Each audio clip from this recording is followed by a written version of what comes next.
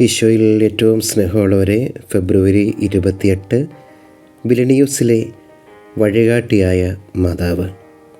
ഈ മാസത്തിൻ്റെ അവസാന ദിവസം നമ്മളെത്തുമ്പോൾ ഈ മാസം ഈശോ നമുക്ക് നൽകിയ എല്ലാ അനുഗ്രഹങ്ങൾക്കും നമുക്ക് നന്ദി പറയാം.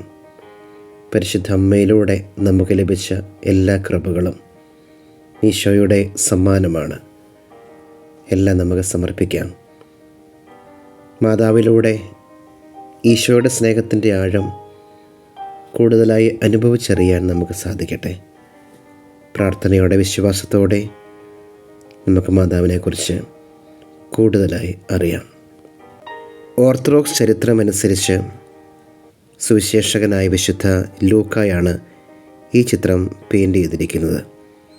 എന്നാൽ പിന്നീട് അത് ബൈസാന്റിയൻ രാജകുടുംബത്തിൻ്റേതായി. അമ്മ മകനെ ചൂണ്ടിക്കാണിക്കുന്നത് പോലെയുള്ള ഈ ചിത്രം ലിൻഡനും സൈപ്രസും കൂട്ടിയുണ്ടാക്കിയ തടിയിലാണ് പെയിൻറ് ചെയ്തിട്ടുള്ളത്. ഓട്ടോമൻ സുൽത്താനായിരുന്ന മുഹമ്മദ് രണ്ടാമൻ ഗ്രീസിലെ മോറിയയിൽ താവളമടിച്ചിരുന്ന അവസാന ബൈസന്റിയൻ ചക്രവർത്തിയെ തോമസ് പാലിയോലോഗസ് 1460 മാതാവിൻ്റെ രൂപം റോമിലേക്ക് കൊണ്ടുപോയി. തോമസിൻ്റെ മകളായ സോഫിയ 1472 ഇത് മോസ്കോയിലേക്ക് കൊണ്ടുവന്നെങ്കിലും 1495 തങ്ങളുടെ മകൾക്കുള്ള വിവാഹ സമ്മാനമായി അത് വിൽനസിലേക്ക് കൊടുത്തയച്ചു. ഒന്നാം ലോകമഹായുദ്ധകാലത്ത് ഓർത്തഡോക്സ് സഭക്കാർ വിശുദ്ധ വസ്തുക്കൾ യുദ്ധമുഖത്തു നിന്നും നീക്കം ചെയ്തപ്പോൾ വിൽനസിലെ മാതാവിൻ്റെ രൂപം നഷ്ടപ്പെട്ടു.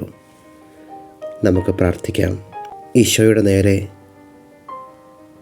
കൈവിരൽ ചൂണ്ടി നിൽക്കുന്ന പരിശുദ്ധ അമ്മയുടെ ചിത്രം നമ്മുടെ ജീവിതത്തിലേക്ക് മാതാവ് പറയുന്നു.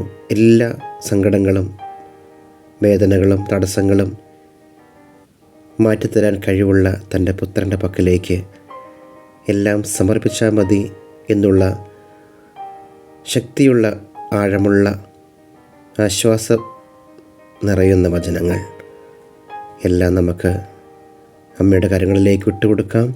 നന്മ നിറഞ്ഞ മറിയമേ സ്വസ്തി, കർത്താവ് അങ്ങയുടെ കൂടെ സ്ത്രീകൾ അങ്ങ് അനുഗ്രഹിക്കപ്പെട്ടവളാകുന്നു. അങ്ങേ ഉദരത്തിൽ ഫലമായി ഈശോ അനുഗ്രഹിക്കപ്പെട്ടവനാകുന്നു. പരിശുദ്ധ മറിയമേ തമ്പുരാൻ്റെ അമ്മേ, പാപികളായ ഞങ്ങൾക്ക് വേണ്ടി എപ്പോഴും ഞങ്ങളുടെ മരണസമയത്തും തമ്പുരാനോട് അപേക്ഷിച്ച് കൊള്ളണമേ.